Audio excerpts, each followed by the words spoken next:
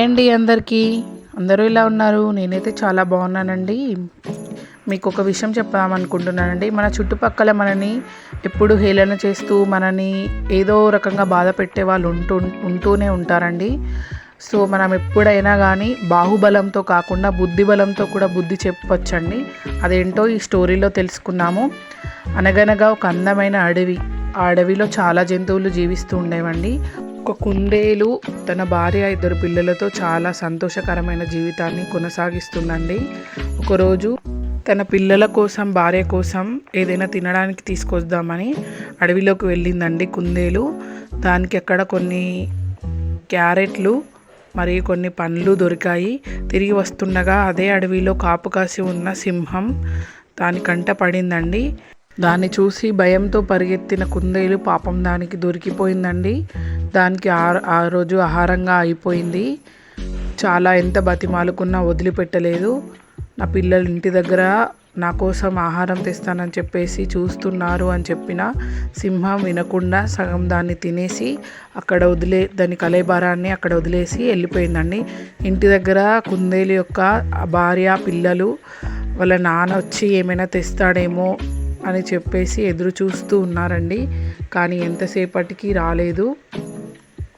తర్వాత కొంతసేపటికి అక్కడ వీళ్ళు వెతుకుతూ వెళ్ళినప్పుడు అక్కడ వాళ్ళ నాన్న శవాన్ని చూసి చాలా బాధపడ్డారండి. అప్పుడు కుందేలు యొక్క కొడుకు ఒక యోచన చేశాడు. అదేంటంటే ఉన్న జంతువులన్నిటినీ సమూహపరిచి మనము సింహాన్ని ఎలాగైనా మట్టు పెట్టాలి, అది మనం బాహుబలంతో కాదు మన బుద్ధి బలంతో అని చెప్పి వాటికి ఒక పథకాన్ని చెప్పాడు. అదేంటంటే మనమే సింహం దగ్గరికి వెళ్ళి మేమే రోజు ఒక ఆహారంగా వస్తాము, రోజు ఒకరిని పంపిస్తాము అని చెప్పేసి వెళ్ళి సింహంతో కూడా వాళ్ళు చెప్పారు. దానికి అన్ని జంతువులు ఒప్పుకున్నాయి. ముందుగా ఒక ఎద్దు వెళ్ళింది, దాన్ని ఆహారంగా పంపించారు. మరుసటి రోజు ఒక జింక, ఆ మరుసటి రోజు ఒక ఆవు, ఇంకా మరుసటి రోజు ఒక అడవి దున్న అలా వెళ్తూ సాగాయండి. అలా వెళ్తూ ఉండగా అప్పుడు కుందేలు యొక్క కొడుకు రోజు రానే వచ్చింది. వాళ్ళ అమ్మతో చెప్పి వెళ్తూ ఉన్నాడు. వాళ్ళ అమ్మ తమ్ముళ్ళు చాలా బాధతో పంపించారండి. కానీ కుందేలు పథకం ప్రకారం చాలా ఆలస్యంగా వెళ్ళింది. ఆలస్యంగా వెళ్ళడంతో సింహానికి చాలా కోపం వచ్చింది. ఏంటి ఆలస్యంగా వచ్చావు, నాకు ఈరోజు ఆకలి చాలా వేస్తుంది, నువ్వు నా ఆకలి సమయానికి రాలేదు, నిన్ను త్వరగా తినేయాలి, త్వరగా రా అని చెప్పేసి బెదిరిస్తుందండి. బెదిరిస్తూ ఉంటే కుందేలు అప్పుడు ఒక సమాధానం చెప్పింది. మహారాజా, నేను వస్తున్న దారిలో ఒక సింహం నా కంట పడింది. అప్పుడు నేను ఎవరు నువ్వు, నా వెంబడి ఎందుకు పడుతున్నావు, మా మహారాజు గారు అడవిలో ఉన్నారు, నువ్వు కాదు మా మహారాజువి అని చెప్పేసి నేను అంటుంటే ఈ అడవిలో నేనే మహారాజుని, నాకంటూ పెద్ద మహారాజు ఎవరు లేరు అని చెప్పేసి నన్ను బెదిరించింది. దాని నుంచి తప్పించుకోవడం వచ్చేసరికి నాకు ఇంత ఆలస్యమైంది, నన్ను క్షమించండి మహారాజా అని చెప్పేసి అంటే, నాకంటే పెద్ద మహారాజా, ఎవరా మహారాజు, ఏంటి వాడి సంగతి నేను చూస్తాను అని చెప్పేసి ఆ సింహం అని చెప్పిందండి. ఈ కుందేలు ఒక బావి దగ్గరికి దాన్ని తీసుకొని వెళ్ళింది.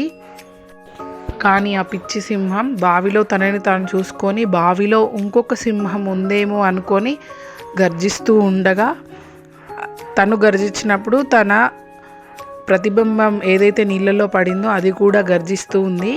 అప్పుడు నిజంగానే లోపల ఒక సింహం అనేది ఉంది అని చెప్పేసి, నువ్వు నన్నే బెదిరిస్తావా, ఆగు, నేను వచ్చి నిన్ను తినేస్తాను.